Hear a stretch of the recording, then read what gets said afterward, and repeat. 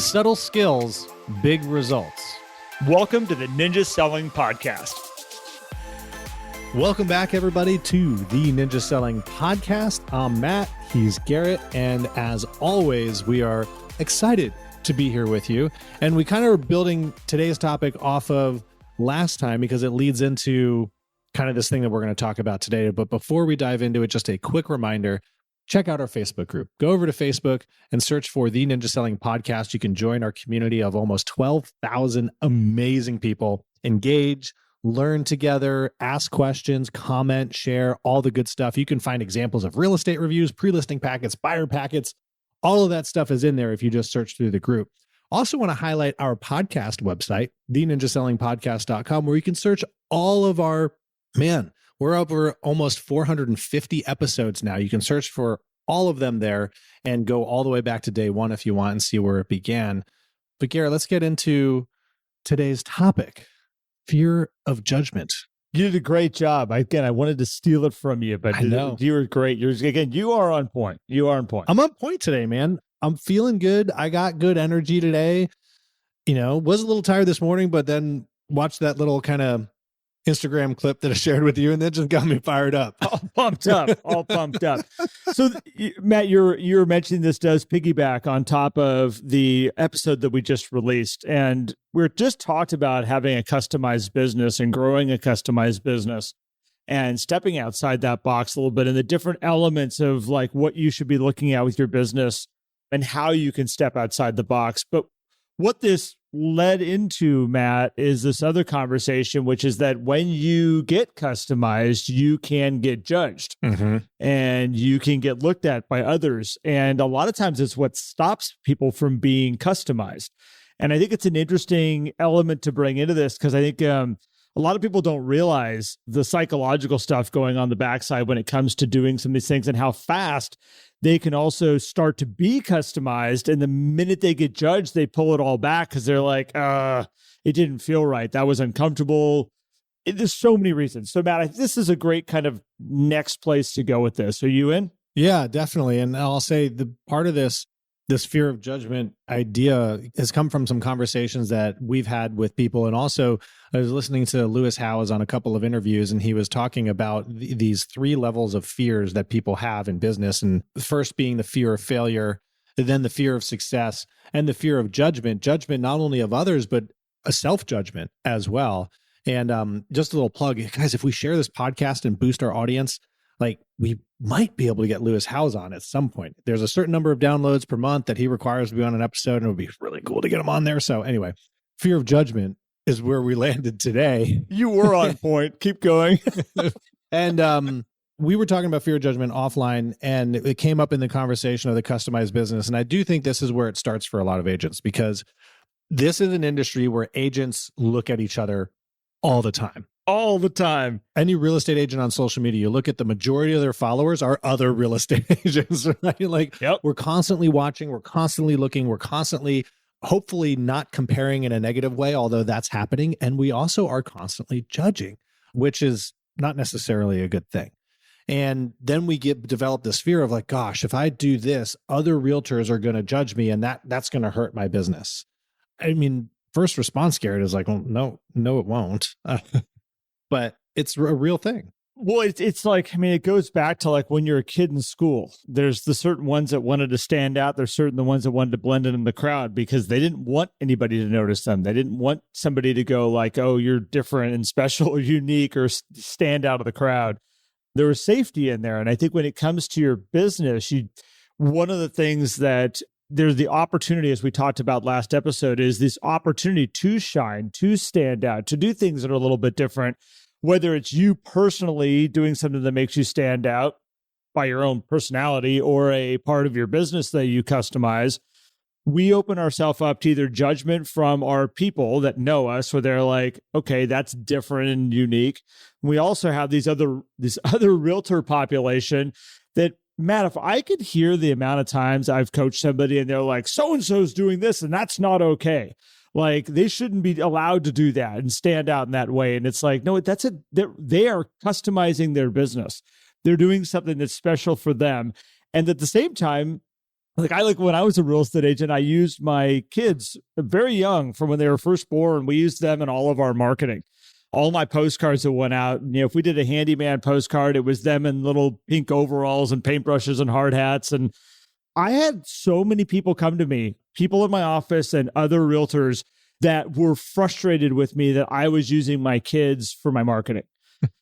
And I was like, you know what? The minute they started judging, I'm like, I am doing something right. I'm like, I have something they don't have. This is great. I could use like this little opportunity. And they're like, you're using your kids. And all. I mean, there was so much energy that came out of this whole thing. But it was one of those like, okay, this is one of those times you go down a customized route. You do something different, stands out from everybody else. And yeah, you're going to take the wrath. And did it make me take that moment, Matt, and go, maybe I shouldn't? Like, is my intention wrong? Maybe I'm not doing the right thing here. And I almost took away the entire marketing campaign based off the judgment of a couple other realtors. Yeah. It tears a lot of people down really fast, and you have to be okay with the judgment. If you're going to be customized, you got to be ready for people to go, you stand out too much, or that's a little too different, or hey, you can't do that. Yeah. Yeah. I mean, you do have to be ready to take it, and it's hard. And I get it, but you know that something's going right. And I think those are those times where you got to say, hey, you know what? This has nothing to do with me. That's all about the other person and what's going on in their world. I mean, we hear this all the time when commission discussions come up, right? And you have one agent who's willing to do it for a little bit less than somebody else. And people are like, oh, that's unfair. That's horrible for the industry. It's like, if that person's comfortable providing the same service for less money, that's on that person, right? Yep. And, if they're happy with that, good for them. Like, is it causing problems in their business? Like, who knows? You don't know what their net margins are. You don't know what their expenses are. And you also don't know the true service that they're providing. You know what you're providing. And if there is an issue with it, we should probably look internally first, because if that's a constant theme, then perhaps we're not providing the value, right? And so there's two sides of this. One is watch out for the judgment coming at you, and then also watch out for how you're judging others. Yeah. And Garrett, I think there's another component here too with the fear of judgment is when it comes to doing the business and negotiating with other agents, a lot of the times, and I've seen this happen, where agents will first think about how this situation is going to play out in terms of the relationship with the other agent versus thinking about what does this mean for the client, for my client, and how do we help them make a great decision here, right? And that's another area where we do need to figure out that fear of judgment right there, because you're working for the client and we do need to do the best by them. It's an interesting point, because sometimes we do get so caught up in trying to, it's almost like being on the team. It's like, well, whose team are we on here? Are we on this team of real estate agents that we're all realtors out there as this big team, or is the team relationship with the client and we're on the team together, and that is the opposing team over there, and now we're working with them?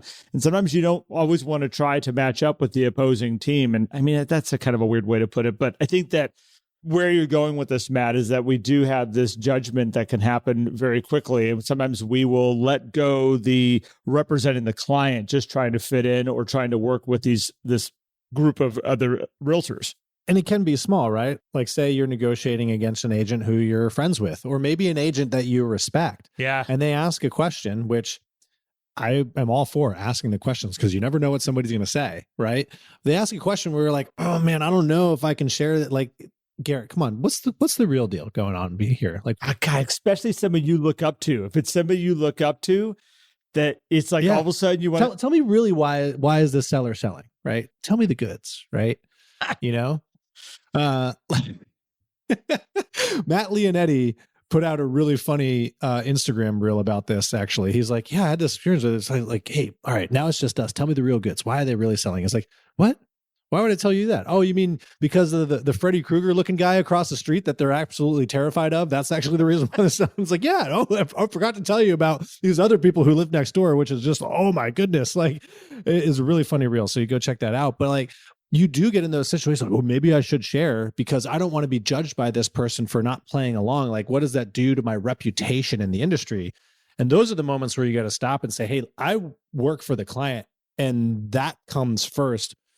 And it does build respect most of the time. I mean, yes, people will probably judge. Yep. But a lot of the times it builds respect more than it does judgment. Oh, I agree. And I think you're building your character of who you are and what you stand for and what you represent. And I have found more often when the agent doesn't succumb to the judgment of the other realtors and they hold their ground and they say, no, I'm representing this person, this client. This is how we're going to move forward. That reputation that you can build as somebody that stands their ground and doesn't fold is huge. And I've seen agents, take that stand where maybe they haven't done it in their business for a long time. They've given in a little bit to the ones that are around them. And all of a sudden, that person that they stand up to, that they're like, oh man, they're going to be so mad at me, all of a sudden wants to bring them in on another piece of business saying, hey, I'm working on this and I like the way you represented your client.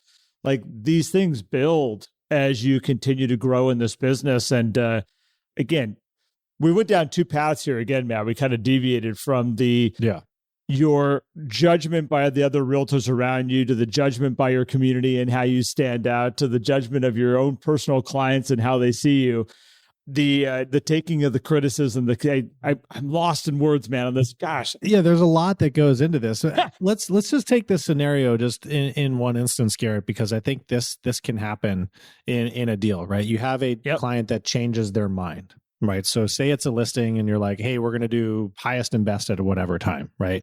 All of a sudden the seller changes their mind and says, nope, you know what? I want to just negotiate out these things. Right. So we're taking highest and best, let's say today is Monday. We're like, oh, highest and best by Wednesday. But that offer comes in Monday night and the seller's like, I want to do it. Like I want to negotiate this thing out. And if it happens to end on, all of a sudden the agent starts to build this fear of like, but we told everybody. Right. And these are tough conversations to have. And we do need to then have those conversations with the seller of like, well, what's the best interest? But what if that offer is really good? And it's like, and you're like, man, we probably should negotiate this out and see where it goes. Like those are those moments where the fear of judgment is going to creep in big time because you're about to change something major that you told people about. And I think this is where you can have a conversation with the seller of how do we want to handle this to make sure that everybody's informed and everybody has an opportunity if it's in the best interest of the seller. And you just kind of have to go with the flow in those points because the seller is in control of those decisions. Same thing if you have a buyer that submits an offer and decides, hey, I want to withdraw that offer, or I want to submit this really, really low offer, right? Mm-hmm. All of a sudden the agent starts to fear.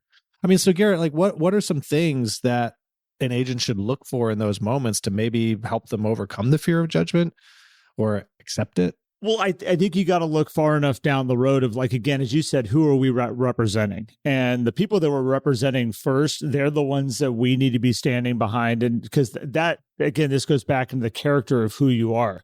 And the minute you start to understand what the long-term picture is of what you're growing and what you're building, if you're looking at the short-term wins and the short-term gains, again, that will also paint a picture of who you're going to be in the future too.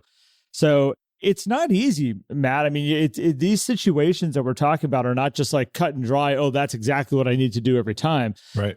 But when you stick to who you are and you're doing the right thing to represent the client, you're always going to be in the best long-term position. Yeah.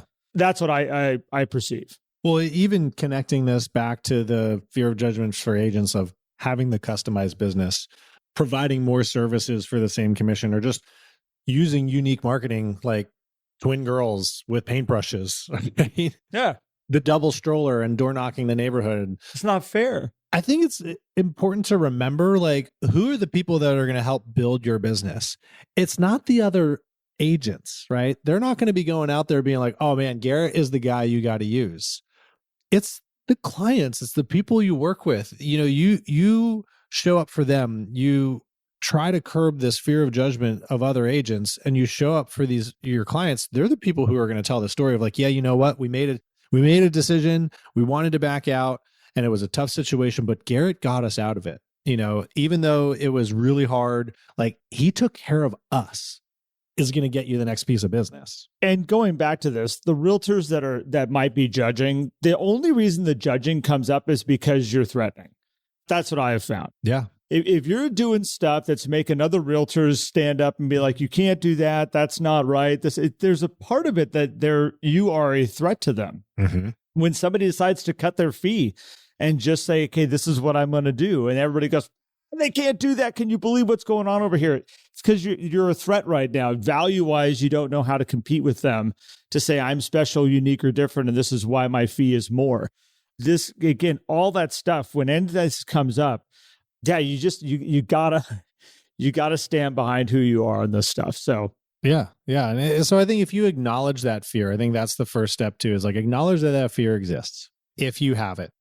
And that's going to help you then overcome it, because you'll actually be able to have a conversation with yourself about it. Yeah. So that you can help guide your clients. And I would just highlight again, your client comes first. Your fiduciary responsibility lies there. You have something that comes up that you're worried about, like, oh my gosh, is the other agent going to like think this is horrible or look bad at me on this? Like, whatever it is, make sure that you've had the conversation with your client first, because they're the person that you need to take care of. They're the person that you're guiding through. Yep. Then we can go figure out the relationship with the other agent. And if you handle it professionally, most of the time you're going to have very, very high levels of respect. There, of course, will maybe be disappointment, but that's kind of part of this business. Yep. But the respect will definitely be there. And that's the thing that will drive your reputation in the industry more than anything else. And the dispelling that fear of judgment and focus on your client will drive your business more than anything else. Oh, yeah. And again, the judgment's always going to come up when you're stepping outside the box. Yeah. That's what I have found is if you can let go of the judgment and what other people are saying about you on many levels, this allows you to become more and more and more customized. Again, don't go too far. But the stuff that, again, as has holds value. Man, I don't care at all. Let's just...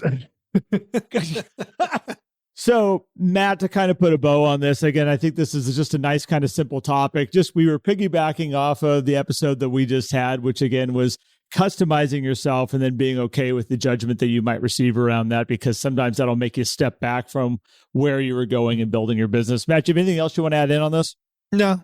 I mean, yeah, but no. Yeah. Yeah. All right.